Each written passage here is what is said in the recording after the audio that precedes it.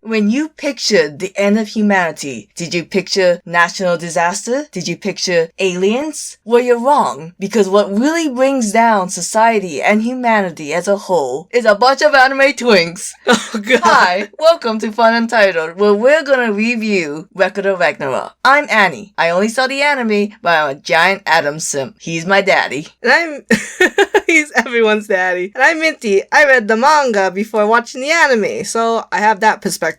So, first off, I just want to say, anime shit, read the manga. I saw some panels from it. It looks stunning. The anime did no justice, and don't send hate to the animators. You know they didn't have time. You know Netflix gave them $5 and said work with it. The manga is a beautiful and unique art style with the most expressive faces. And the anime just doesn't capture that. I always encourage people to read mangas because I think the manga paces it so much better. It does the warm-up that a lot of people kind of miss or don't appreciate. And especially when you're reading mangas, I feel like it's going at your pace, at the pace that you think is appropriate. So animes come with that additional challenge of like trying to pick a pace that's good for everyone. But Record of Ragnarok is this over-the-top violent series that needed a fast-paced animation, and if you're not gonna do that, it's not worth doing. I disagree in one sense. You think because it's an anime, it ruined the pacing. I will argue the pacing got slowed down to a snail pace because they was trying to put 3 rounds of a tournament and make it into 12 episodes, giving 4 episodes to each round, and you just couldn't. Those are supposed to be like a match done under 15 minutes. They put a lot of hemming and hawing in the backstory,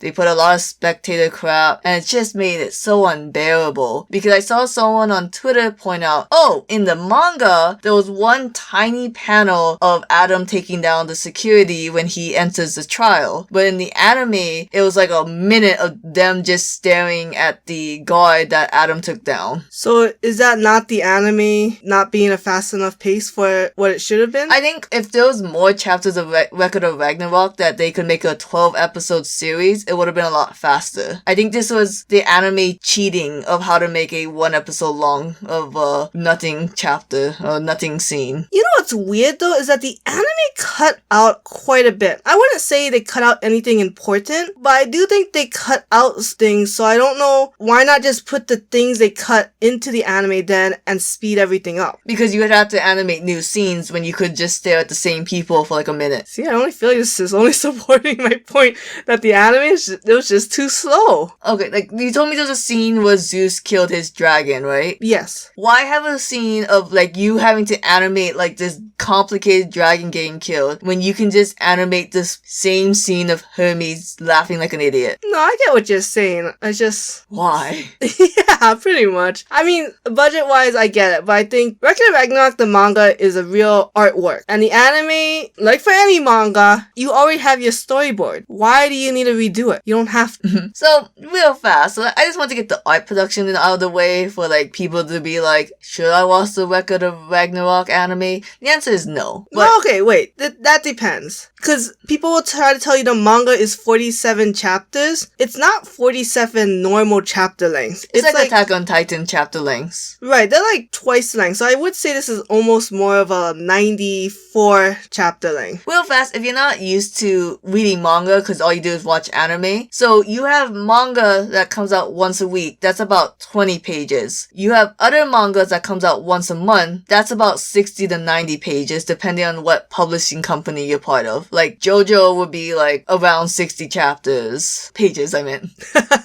I hope I've been saying pages this whole time. No, 60 chapters, once a month, go! Hiro Mishima can do it. And I think Attack on Titan went, well, like, depending on the chapter, leaned more on 90. Ow. You know, I actually don't know. The site that I use is just scrolling. Yeah. Well, the legal, whatever. Uses scrolling. So I've never had a chance to read page count, but I have noticed some chapters are much longer than others. Especially when it's like the final chapter. So, like, when you say, oh, can you bang out a 40 chapter?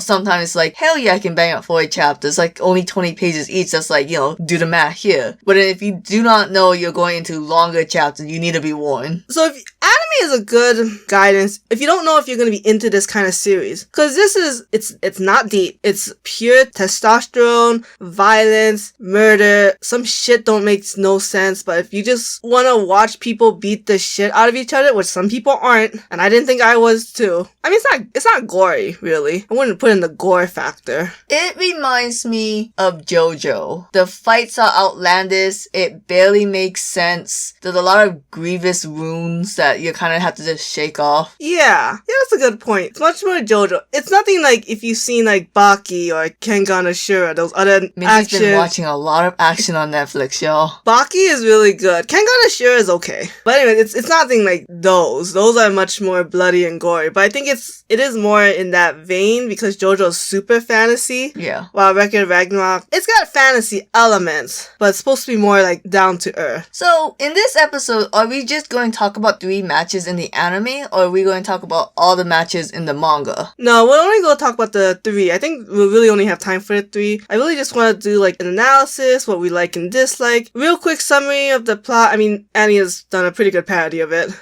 Basically, the gods want to kill the humans. A Valkyrie named Brunhilde is like, I don't want that, so why don't we play a game, which is basically a 13 humans versus 13 gods. If the humans can win a majority by getting 7 wins, humans can live for another 1,000 years, but if they can't, then they're just completely obliterated. By the way, we should have said this in the beginning. If you are a loyalist to mythology, you might want to stray away from this series. It does not follow rules. Or just have a really strong suspension of disbelief. Suspension of disbelief. Yeah, it irritates the shit out of me because I love learning about mythologies. I'm not very good at it. Sometimes when I get to the timelines of family trees, that's when I get lost. But I know some things. I especially know the Adam story, and that's not what happened. No, don't get me wrong. So, in the story, it's the greatest gods versus the greatest humans, and we always said Adam is one of the greatest humans. He's one.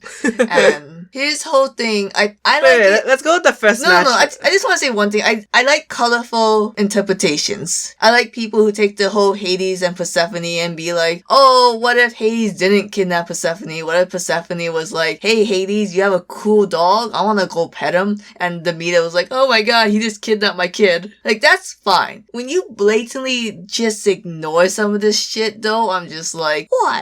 I think it's fine to do that if there's a point to it. Because obviously, there's no reason for your work to completely copy the original. Yeah. But there has to be a reason why you're deviating from the real story then. And okay, when we get to the second round, I'll tell you why we had to deviate with Adam. Because for sure, the first match is Thor, the strongest of all the gods, Norse mythology, not Captain America's Thor, versus Lu Bu, the strongest general of the 3 kingdoms of China. I think he's an extremely popular historical figure. I think I've seen him referenced before. I believe he's in God of High School. Oh gosh. That's a webtoons. That's a pretty good series. I read it a little bit. So, every round has a theme, and we always said what the first one is. They are literally the strongest. They are putting their best foot forward. And strongest as in, like, brute strength. Now, I like it. I like that it's simple. I like that they start this off because as the match goes on, they start giving you, like, all, like, the tips and tricks of what this show's about. Like, Volton, right? The humans don't have a weapon that can go up against the gods. They really don't even have a body that can go up against the gods. Which actually makes a good point of how then gods and humans can fight at the very being, but whatever. The humans will get a divine weapon by bonding. We say bonding, but not really. Bonding with a Valkyrie, and then the Valkyrie becoming their weapon. Usually it's the weapon that they had as a human, or it could just be a weapon that would suit their needs. So Lu Bu bonded with a Valkyrie and got a really strong halberd. And it's very good, you know? Just kind of ease you in. That way it allows, like, for these 13 matches to, like, up the ante every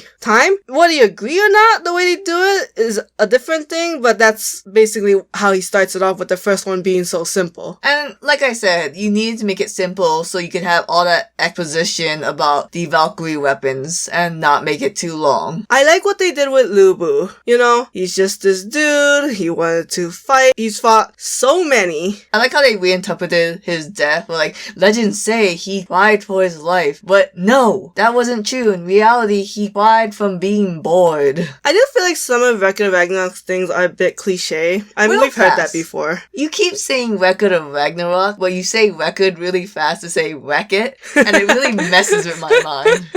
I don't know. There's a Japanese name. So sometimes you'll see SVN as the acronym. I don't know what the hell. So yeah, sorry, go on what you're saying. It's cliche, but, you know, we don't really watch Record of Ragnarok. If you do it well, the cliches can work. And I do think Record of Ragnarok does do it well. Well enough, anyways. Can I real fast? So that's Lubu. They did Lubu great. Thor was terrible with Thor was like, what? Especially when they animated the giants fight. I was like, okay, if you're gonna do this shitty sepia animation, make it shorter. Make it like 10 times shorter. Because Thor's whole thing was that his town, whatever, got attacked by giants, and why he didn't come earlier, no one knows. I don't know. So we just watched like 15 minutes of everyone getting killed and Thor coming in the last minute being like, alright, you're all defeated, bye. Because Thor took great pride in defeating all his enemies in one blow. Was that supposed to parallel how Lubu has fought so many battles and then he got bored? Like how Thor fought all these giants and then got bored? But I'm like, it's really not the same. You want to point out the thing you had to point out to me because I'm an idiot? Okay, there's a beautiful scene where Lubu sees a giant tree get struck by lightning and he's like, oh my god, there must be something up there. The heavens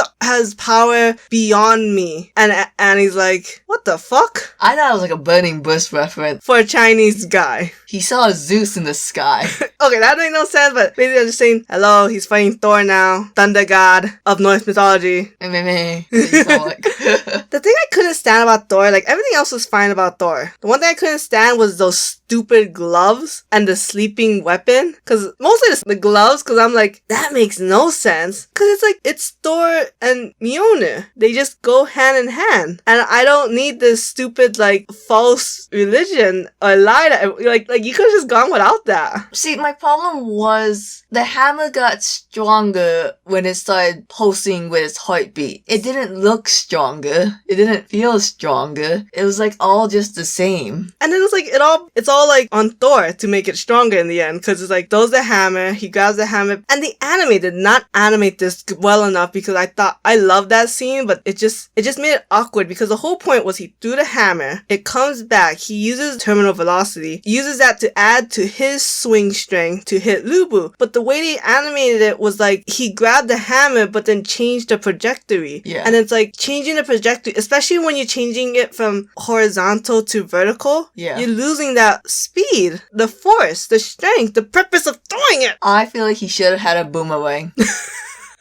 He's North, not Australia. I said this to Minty. I feel like the author would have just had a lot more fun if he just made his own damn characters, if he had to explain everything from scratch and he was going to change half of it. But I told Annie that, one, I do think that would make it harder to get people into reading this. Because your Fates knockoff. Because when you hear like Thor, Zeus, Odin, Hercules, you're like, oh shit, I want to get into this. I want to see it. But it's like, oh, just these 13 strong gods. And it's like, then you gotta establish them from scratch again when actually people know of these names and they're already interested. Fair enough, but man, sometimes I'm just like, this isn't Thor at one point. It's that colorful interpretation that you love oh so much. Shut the fuck up. So the Lubu and Thor match was pretty good. I think it's definitely not my favorite fight. It's not even like the top half, but it's a good start to where we're going. Oh, we're gonna talk about my favorite fight now. Everyone's favorite fight. Yeah, this is the fight everyone's looking forward to, and it actually is probably one of the best fights. I'm looking to see how round 6 ends, but right now, round 2 is probably the best fight. A lot of people call it top 10 anime fights. No offense, it's really good. I wouldn't call it top 10. If you read the manga...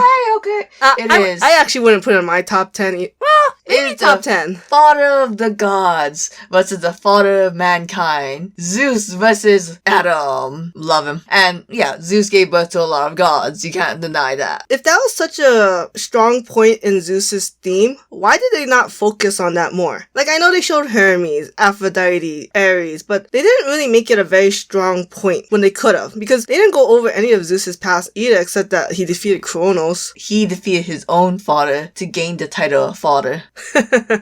No, but Adam, he had a very cool power. You told me his powers day one when you read it because it was so cool. Oh my god, it's the fucking play on words that's so great. Adam's power is that because he was created in God's image, he can do anything the gods can do. That's so awesome. That alone just makes this fight just so much better than the other ones. And I like how Zeus, he has lightning fast speeds, but Adam can keep with it to the most part. I just realized when you said he's 0.01 human. Yeah. When you're watching, they make it like, the jabs are going at 0.01 seconds. Then like they keep adding the zeros. Yeah, you just got that. The number parallelism. Oh my god. I love that. The anime hammered that in. Hammered. I mean, the manga did too, but I just didn't like connect those numbers with the file number. Oh. It's so cool. I can't even describe it. He says so many cool lines. Like Zeus is like, why do you hate gods? Why are you fighting for the humans? And Adam's like,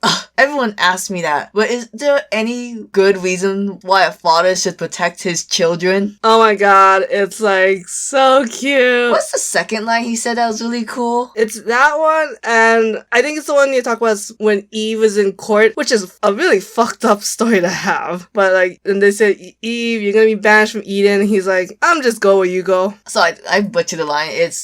Do I need a reason for a father to protect his children? Is there a good reason? What I also like about that line is that like Case Closed kind of made a line like that too. You remember that? That's the one where Rachel is having a flashback of when she was in New York with Jimmy and they went to like the Big mall. Apple? Yeah. Oh gosh, shut up. And they went to New York and the mall play production and Rachel saved someone from falling, but he ended up killing someone. So Rachel thought, I should have never saved them. And then Jimmy was like, no, you don't need a reason to save someone. Aw, that's cute. It's very cute. And then Adam basically says the same thing. It was just basically, I don't need a reason to save my children. Well, I want to go back to Eve because that's important in Adam's backstory. Really fucked up that the snake tried to rape her, but it'd be like that. I read somewhere that all the females in Record of Ragnarok got the most censored to be like pretty ooh-woo. Which makes sense. Because the anime thinks that it's like superiorly visual than the manga because it has the motion with it. But it doesn't have the emotions of it. So, and if I remember correctly, there is no female fighters on the gods or human sides. Nope. So I feel like the manga was like, hey, let me do this sexist thing. And then the anime was like, hey, let's bring that sexism up a notch a bit by taking out all of Brunhilde's, am I saying her name right? Something like that. Yeah, expressions and making Eve's like just a cliche anime face. Like she had the most like, when Adam died. Also, Eve wasn't tall enough. Yeah, give me my giant wife energy. I think there's something like in Asian cultures where like it's almost like the standards for females are a bit opposite. So like short, small breasts, small bootied, not curvy women are like the standard of beauty. Because Asians are flat. Right. I can say that. I am Asian. And flat. So they made Eve shorter when Adam is breast height. Adam was made for Eve. I have a good question. Is Adam the hetero guy who respects his bi wife? Shut up. Does Adam have bi wife energy? Shut up. We're not watching TikToks no more.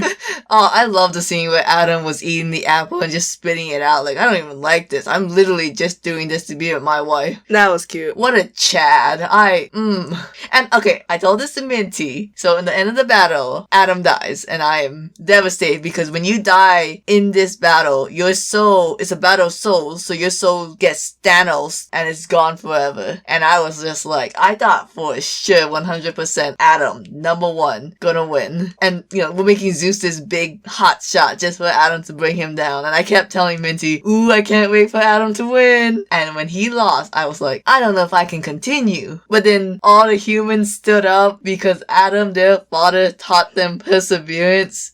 And I went, you know what? I'm going to stick with this series. I'm going to do it for you, Adam. You taught me perseverance. If you read the manga, we'll go over the other 3 matches up to whatever's current. But touching back on the whole, when you lose, you die forever, like you don't even get reincarnated. That is like the stupidest thing forever. It's putting weird stakes on it. I would be okay with it if the humans got to live forever after this Ragnarok. Yeah. But then it's like, so you're gonna do this in 1,000 more years? Now there are 100 million gods that can fight and have like these amazing powers, right? Yeah. There are no way even 1/10 of that amount of humans that can do that. And there's less Valkyries that can do that. So it's like, what happens then? What happens like in the even the very next one, right? Because most likely the humans will, let's say like they lost 6 matches. They only have 7 Valkyries, and there's a lot of pressure for those 7 Valkyries to keep winning. Yeah. When a series doesn't think about the longevity of the world or whatever it's going on, it's just, I think it's a sign of poor writing, because the characters are gonna be clearly thinking about longevity, but you're not, because you're thinking of just your story, and it's like, so you're not fleshing out your characters. Yeah, pretty much. No offense. Not the best written plot-wise. It's only good battle-wise. Like, I don't get what the purpose of that purple hair girl, the Valkyrie, the youngest one. Oh, yeah. I think her role is basically the novice. Which so that doesn't make sense. I don't know. Yeah, because the series gets away with having a narrator, so you don't really need a novice character if you have a narrator. And basically the purpose of a narrator or a novice, if you don't know, is to explain to the audience. Yeah, because the audience will be the novice. Right, so... Like in Toriko, that's a Shonen Jump manga, you have to rely heavily on a narrator because the novice of the series, quote-unquote novice, was actually a professional himself, so he did know certain things. Yeah, or they just don't explain it human to human, so it has to be narrator to reader. I do think this series does have good themes. A good, like, they explain the backstory and they try to, better in like the 4th and 5th match, but better on like, why the creator chose this human and this god specifically, and changed the story up so that way it made it even more sense of why they're battling, and it made it seem like a clash of 2 opposing forces. Whether it's like completely opposite or just basically 2 sides of the same coin. So I do think the writing is good in that sense as well. I don't think the anime necessarily conveys it, because the anime likes to pick and choose, and they're picking scenes that's really attention grabbing, but they don't pick necessarily the warm-up scenes, the scenes that makes you interested in the action scenes. Because I think, like I said, the biggest example that I can think of that was huge was that they didn't show Zeus killing the dragon. The whole point of that was to kind of build up upon the fact that Zeus was really pissed off that Brunhilde even thought that the humans and gods could even fight. Like what kind of stupid ass thing are you trying to say? Like, Odin, why the fuck did you put this in the rule book? And the bird was like, I thought it was funny. That was a bird idea. Yeah. So then we get to the 3rd match, which is... I just want to say real fast, people say that Adam and Zeus fight was worse than Meliodas versus Escanor in 7 Deadly Sins. It is not. It is not. It's just the climax of Zeus and Adam's fight that was really disappointing, because it was literally PowerPoint transitions. Oh, you know what? That actually is very bad. That was... No, but like, that was like one part of the battle. I don't know. You know what? Now that you mention that, I can see why people are saying that now. It's like the finale. I know it's the finale, but I get it, because there was no way you could have done that justice unless you went Dragon Ball Super Broly. You know, that was the first thing I thought. Not even Broly, just like the whole like Goku versus Jiren. Yeah, oh yeah. So like, that's the only way you could do that justice, but there's no way they had that in the budget for one fight, because especially compared to the first match and the 3rd match, there wasn't much action, so you couldn't just do it all for the 2nd one. Netflix needs to choose less animes and put more money into that, but I don't think they know which ones to put the money in, so they put all the eggs into various baskets. Yeah. Not realizing that if they just put all the eggs in one basket, they'd probably do a lot better. But, because right now, Netflix is not competing against Funimation. Yeah, not even close. But yeah, but that's all I want to say about the 2nd one. It's just debatable if it's better or worse than notorious, terrible scenes of 7 Deadly Sin. Then the 3rd match was humanity's greatest loser, who's never won a match in his single life, the lone samurai Sasaki Kojiro. Congrats on saying that first try. Thank you. Versus the god with no story, because he's so powerful that no one talks about him in fear of death and drowning, the Greek god Poseidon. I missed that. I was wondering. Okay, I get it now. I get the narrative. You're the one who told me all the narrative stuff. Well, okay. In this one, the one narrative I got was...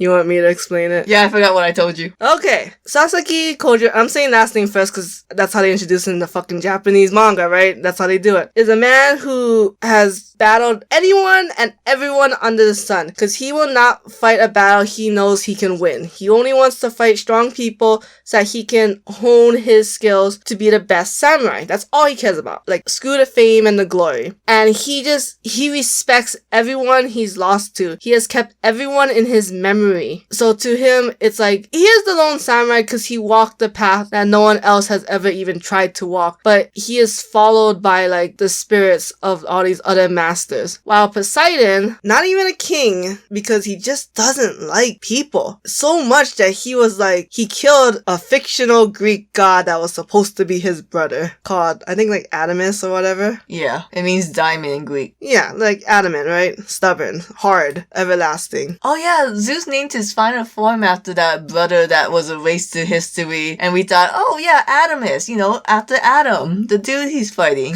And then you find out it's named after his brother, and it's like, what, did he care about this guy? What's going on here? But basically, Poseidon's whole thing is that he killed that brother because that brother was obsessed with being the ruler of the gods, but Poseidon's like, you're a god. You shouldn't give a shit about anyone else. It's you, and that's it. And there's a whole thing where Kojiro is very much involved with people, while Poseidon isn't. So this is the first time, I think, when you kind of get into a match where they're like completely different. Luba versus Thor, it was very much one and the same. Two sides of the same coin. Just mortal and god. Adam and Zeus was very... It's literally, Adam stole all of Zeus's moves, and it was just kind of like the motives was just different. Right. I mean, another, like, mortal versus god. But Kojiro and Poseidon are just, like, completely different beings. They have different views in life, and they just walk different paths. You know, if I remember correctly, I think I just said, oh, I get it. The samurai, he's the greatest loser because he has godlike predictions, so he can just read your body movement and know exactly what you do. So he can just look at you, decide, oh, would I win this fight? And if he wins it, he wouldn't fight you. So technically, you can never win a fight you never did. Right. And then you thought of all this whole branching narratives of like, oh my god, I get it.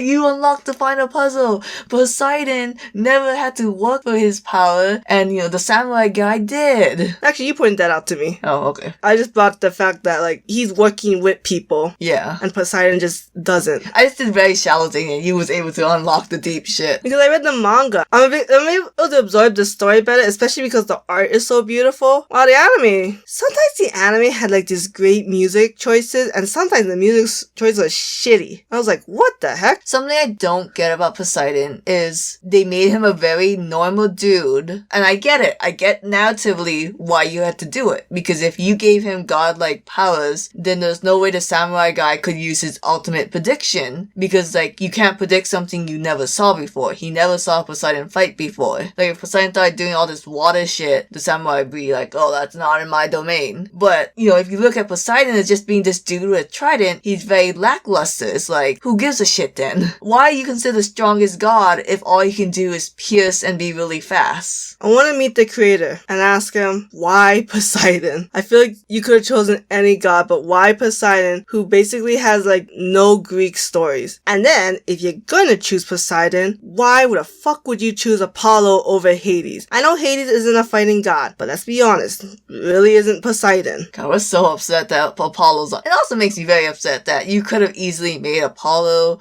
Zeus's little lackey and would have made 10 times more sense. Yeah, because Apollo is the god of music. Hermes is the god of, I guess, like, messaging and thievery, but he didn't steal or send any messages. I think the fact that Hermes sometimes carries souls to the River of Styx might be his whole thing here in the Battle of Souls. What, is he gonna, like, bring Poseidon's soul up to... No, he's gonna bring Adam back. Oh, yeah, that's what's gonna happen. God, I hate Hermes' design with a burning passing. He looks like Sebastian from Black Butler. But not as pretty. But everyone else in the Greek mythology looks like they're from Greek. Poseidon? Okay, you got me there. Why are they blonde? Are Greek people blonde? I guess so, they're white. Alright. So, yeah, the fight was very lackluster, IMO, compared to round 1 and 2. I had to be explained, I don't know, I guess it was the anime's fault, not the story's fault, of how the samurai guy got his second win and defeated Poseidon. The whole sister having 2 powers, and then I thought Valkyrie, right? The Valkyrie, yeah, was really dumb. But I did love how Kojiro started using the techniques of other people, because it just made sense that in his mind, he could able to fight these people so well with visual imaging. And visual imaging, I do believe, is extremely important part of training, and it can really change your performance. So of course, he could almost turn that power reverse and like really and emulate those skills physically instead of just mentally. Something I don't like about Record of Ragnarok is every time a human or god goes up, they have a little entourage cheering them on from the audience. No, I love the entourage. I'm just saying there was too many in the round 3 one. Because in round 1, you had like all these names, but it wasn't important to kind of know them. In round 2, you just had Eve, Cain, and Abel. In round 3, like, there was that shitty kid. Like, I understand, like, half those masters was there, I would have accepted it. You had all those people, and I'm like, okay, do I need to know all of them, or do I just need to know that one? To be fair, I do think Kojiro is the one who has the most entourage. I think everyone else is more close to like 3 or 4. But I think there's a reason for him having so many, right? Because then he could have so many techniques to copy, and then again, to further establish his journey needed other people. Okay, fair enough. God, I want to see Jack the Ripper's entourage so badly. I want to see it. If it's not the 5 prostitutes, I don't know who it would be. Yeah, so if you couldn't tell, the 4th match is Jack the Ripper. Hey, I didn't spoil nothing. We talked about Nikola Tesla and Apollo a lot. Well, we don't know who they fight. Anyways, 4th round. Those two should fight. Cliffhanger. We have Jack the Ripper versus his boyfriend. No, don't ship them. Please, God, don't ship them. But anyways, I highly encourage you to read the manga. You didn't say the name. Should we? Was it said in the anime? Yes, it was. They talked about the 12 labors. Oh, okay. It's Hercules. Yoo. So, yeah, again, the manga is on the middle of the 6th match. I really like the 6th match so far. 4th and 5th match is okay. I like the characters in the 5th. Okay, I think the 5th match is... Nope, take that back. 4th and 5th match, I like the gods more than the humans. While in the first 3, I like the humans more than the gods. Yeah, so read it. Use the anime to see if you want to read it. It won't spoil... Well, okay, I mean, it spoils you everything, right? But it's so worth reading the manga. Especially if you're an artist. Or you just hate that shitty animation. Shitty animation. Okay, thanks guys. Adam!